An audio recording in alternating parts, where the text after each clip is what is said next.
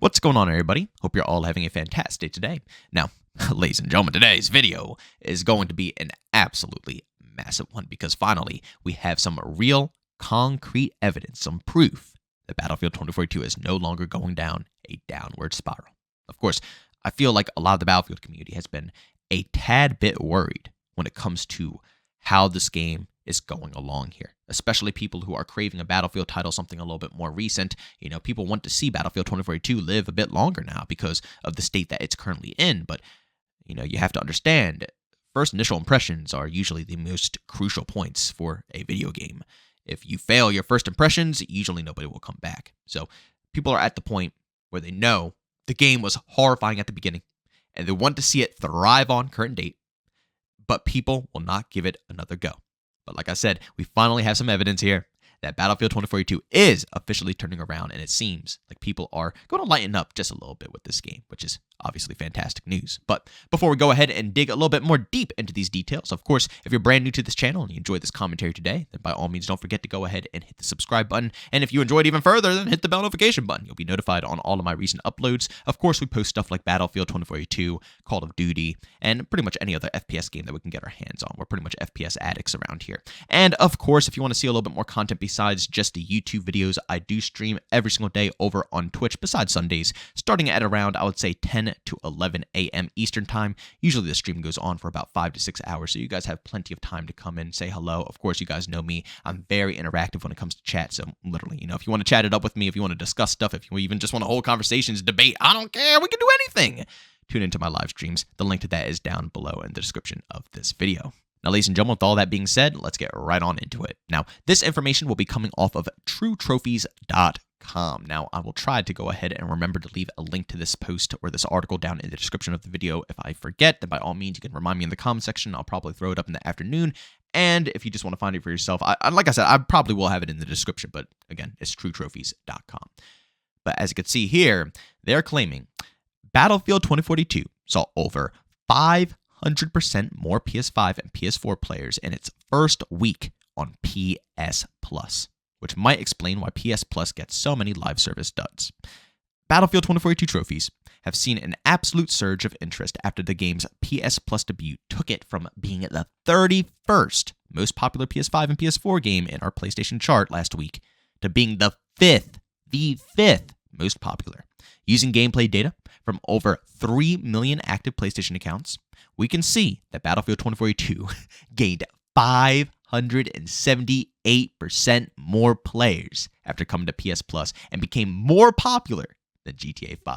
They then go on to say, by far the most successful of the PS Plus essential games for March 2023, Battlefield 2042's inclusion as a free PS Plus monthly game has helped increase player count by 578%. The result is that Battlefield has now rocketed above competitors such as GTA 5, Rocket League, Overwatch 2, Apex Legends, and Destiny 2 to become one of the top 5 most played PS5 and PS4 games.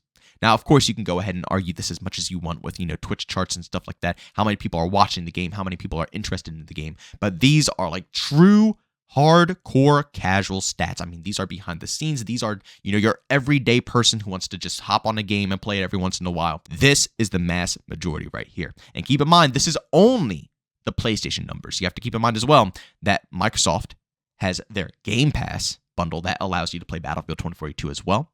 And there has been tons of sales over on Steam. And you can obviously see on the Steam Marketplace, the player count has been increasing a ton as well. But just seeing that this game has got a 578% increase in players on just solely PlayStation is absolutely absurd.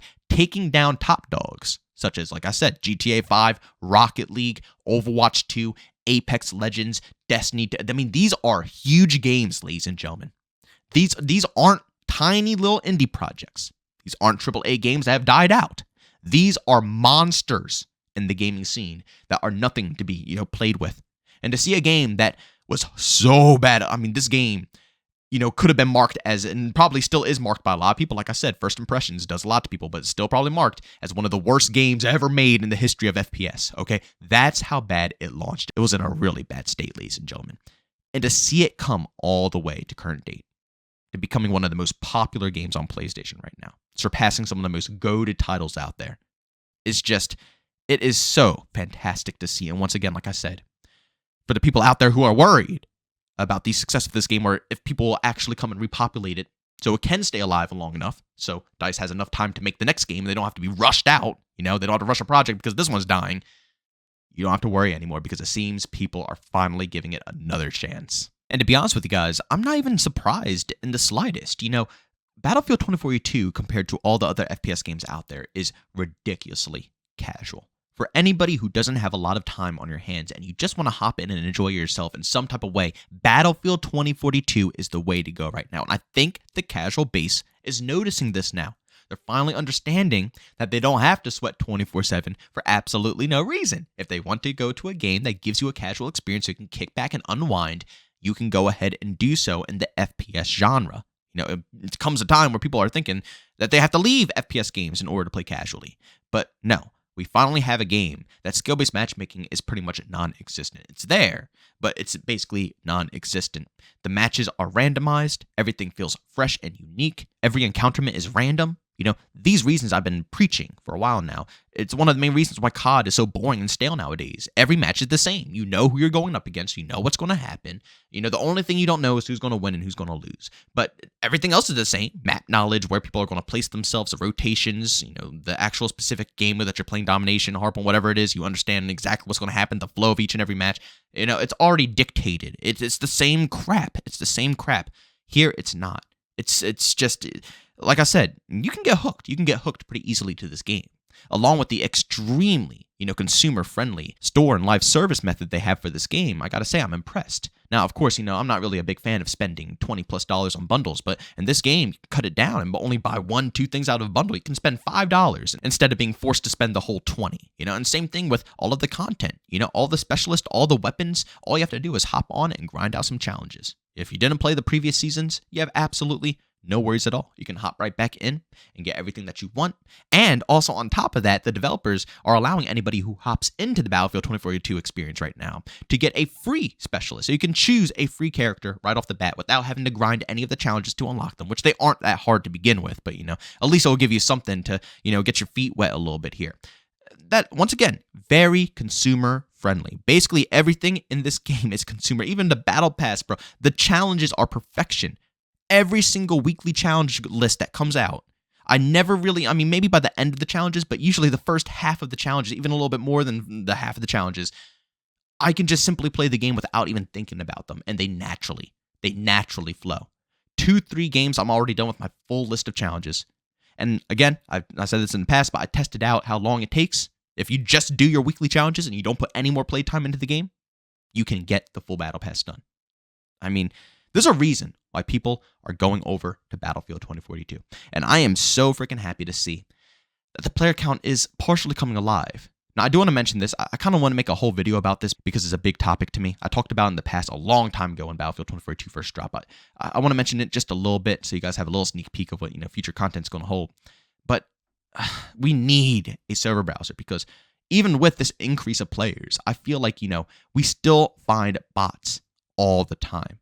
It's ridiculous. That would be completely resolved if you have servers that don't refresh every 5 seconds. And, even without a server browser, if you just let the game stay and they cycle through all the maps in rotation, that's all we need. Stop disbanding lobbies like Call of Duty because it's not Call of Duty. It's not a 6v6 where you can simply find, that amount of people, 12 people in a blink of an eye. This is Battlefield. They're trying to pack 128 people into a lobby. Just let them stay. And when people leave, cycle more people into that experience and keep the server alive. That would help tremendously with, making it feel like it's more of an alive game than, because it kind of feels dead. I'm not going to lie with how many AI I see. But after seeing these numbers, I'm very impressed. I got to say, I'm very impressed. And I'm glad to see that these numbers are probably going to be like this across the board. PlayStation, I can only imagine Xbox is just as good. And like I said, you can go on Steam charts right now and see it is increasing. It might not be as crazy as, PlayStation here. But again, it's because they put it on the PS Plus, free monthly game. That's why. That's why it's going so crazy compared to Steam where you still have to buy the game and stuff like that. Overall, very impressive. I'm happy to see. And if you haven't tried out Battlefield 2042 yet, I definitely suggest giving it a go because it's very addicting to get back into, especially after playing it from day one. You know, if you played it day one and you're coming back now, it's almost going to feel like a completely different title. And that alone is, worth hopping back into the experience. But ladies and gentlemen, thanks so much for checking out this video. If you enjoyed it, make sure to leave a like button. If you hate it, leave a dislike. Also, for brand new, enjoy the content, subscribe and the notification button. Also, on chat with us too, we do so, to our Discord, both linked down in the description. And also, want to catch me live streams of video games over on Twitch. Link this in the description as well. Guys, thanks so much for tuning in. See you all next one. Peace out.